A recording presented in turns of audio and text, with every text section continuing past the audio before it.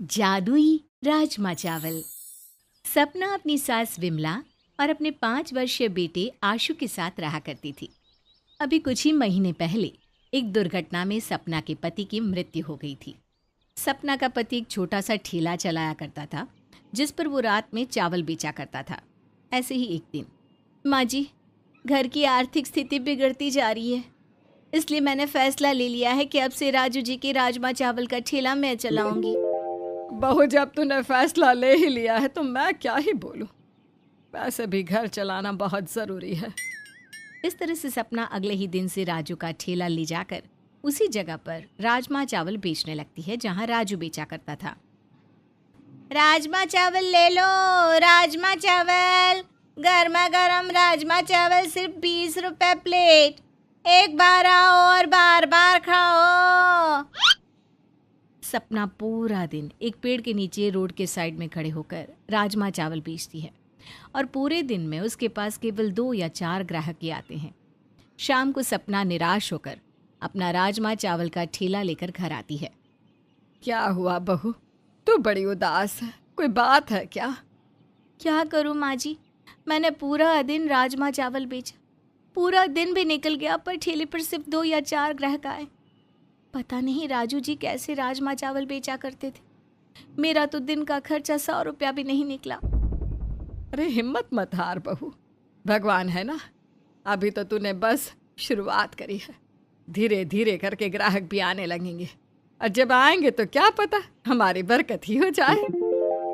शायद आप सही कह रही हो माँ जी।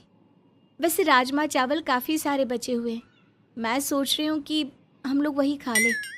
सपना, उसकी सास और उसका बेटा आशु राजमा चावल खाते हैं और सो जाते हैं।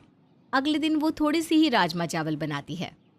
बहू, आज तूने इतने कम राजमा चावल क्यों बनाए? माँ, आपने देखा ना कल ठेले पर कितने कम लोग आए थे। मैं नहीं चाहती कि अनाज बर्बाद हो, इसलिए आज मैंने थोड़े से ही राजमा चावल बनाए हैं। अगर आज राजमा चावल बिकते हैं तो कल मैं ज़्यादा राजमा चावल बना लूँगी। ठीक है बहू, तू राजमा चावल लेकर जा, मैं आशु को स्कूल छोड़कर आती हूँ। एक बार फिर से सपना राजमा चावल का ठेला लेकर अपनी जगह पर चली जाती है और पेड़ के नीचे खड़ी होकर बेचने लगती है। कुछ देर बाद उसकी सास भी पहुंचती है, जहां वो देखती है कि सपना उदास बैठी है। क्या हुआ बहू, आज भी कोई ग्राहक नहीं आया क्या? माँ जी, सुबह से दोपहर हो गई पर अब तक एक भी ग्राहक नहीं आया। अगर ऐसा ही चलता रहा तो पता नहीं घर कैसे चलेगा। अरे बहू, यहाँ सन्नाटा बहुत ज़्यादा है। मेरी मान तो तू अपना ठेला उस जगह लगा जहाँ भीड़ ज़्यादा हो। माँ, भीड़ वाली जगह ठेला लगाने का कोई फ़ायदा नहीं है, क्योंकि वहाँ पर पहले से ही कई सारी दुकानें हैं जहाँ लोगों को राजमा चावल आराम से खाने को मिल सकता है। और मैंने बात करी थी वहाँ पर ठेला लगाने की, पर वहाँ के लिए ना पैसे भरने पड़ते हैं और उनकी फ़ीस भी बहुत ज़्यादा है। पर बहू, यहाँ तो कोई आता जाता भी नहीं, फिर हमारे राजमा चावल कैसे बिकेंगे? माँ जी, राजू जी भी तो यहीं पर अपना राजमा चावल बेचते थे और उनका तो खूब बिकता था। सपना और विमला आपस में बात कर रहे थे कि तभी वहाँ एक छोटी सी बच्ची विमला और सपना से भीख मांगने आती है। आंटी, कुछ खाने को दे दो, 2 दिन से कुछ नहीं खाया। हाँ बेटा, 2 मिनट रुको, मैं अभी तुम्हें स्पेशल राजमा चावल देती हूँ। इतना बोलकर सपना खुशी खुशी उस बच्ची को पेट भर खाना खिलाती है। वो बच्ची खाना खाकर वहाँ से जाने लगती है। तभी विमला उस बच्ची को रोक कर कहती है, अरे, राजमा चावल खाकर कहाँ चली? इसके पैसे कौन देगा? आंटी, मेरे पास पैसे नहीं है। अरे पैसे नहीं थे तो यहाँ पर मुफ्त के राजमा चावल क्यों खाए? माँ जी, जाने दो ना, बच्ची है, भूखी थी, और वैसे भी भूखे का पेट भरना पुण्य का काम होता है। एक बार अपनी गरीबी से इस बच्ची के हालातों के बारे में सोचो। पर बहू, हमारे हालात भी तो अच्छे नहीं है ना। माँ जी, मैं समझ सकती हूँ, पर एक बार आप इस बेचारी बच्ची को देखो, इसके हालात हमसे भी बुरे हैं और ऐसे में एक इंसान को दूसरे इंसान की मदद करनी चाहिए, ना कि उनसे अपना मतलब निकालना चाहिए। सपना के समझाने पर विमला शांत हो जाती है और वो बच्ची वहाँ से चली जाती है। पर उस बच्ची के जाने के बाद बार बार कोई ना कोई सपना के ठेले पर आता और सपना उसे फ्री में राजमा चावल खिलाती। ये देखकर विमला को बहुत गुस्सा आता है और वो सपना से कहती है, बहू, लगता है तूने गरीब लोगों को मुफ्त में खाना खिलाने का ठेका ले लिया है। वो मनहूस बच्ची जब से हमारे ठेले पर आई है, उसके जाने के बाद से लगातार ग्राहक तो आ रहे हैं, पर सारे मुफ्त के खाने वाले आ रहे हैं। किसी के पास पैसे नहीं होते तो किसी का पर्स चोरी हो जाता है, तो किसी के पास लाचारी होती है। जी शांत हो जाइए। ये सोचिए कि जहाँ हमारे ठेले पर एक भी ग्राहक नहीं आ रहा था, वहाँ लोगों की भीड़ तो जमा होने लगी। और वैसे भी ये राजमा चावल कल सुबह तक खराब हो जाते, उससे तो अच्छा है ना कि किसी के पेट में चले गए। सपना जब अपनी सास से इस बारे में बात कर रही थी, उस समय एक साधु महाराज सपना के ठेले पर खाना खा रहा था।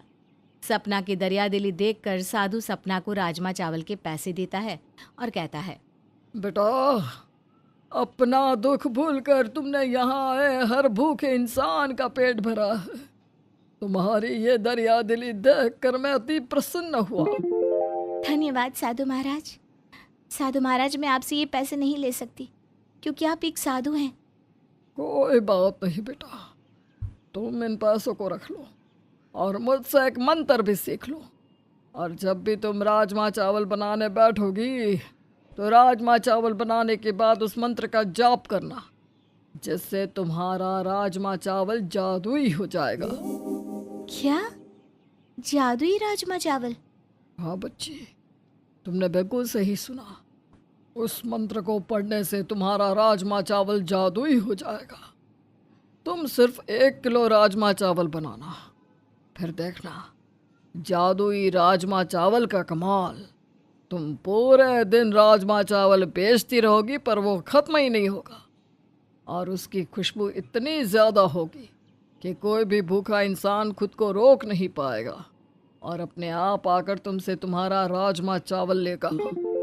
इतना बोलकर साधु महाराज सपना को एक मंत्र सिखाते हैं, जिसके बाद सपना घर जाती है और अगले दिन राजमा चावल बनाने के बाद जब अपना ठेला अपनी जगह पर लाती है तो राजमा चावल बेचने से पहले उस मंत्र का जाप करती है।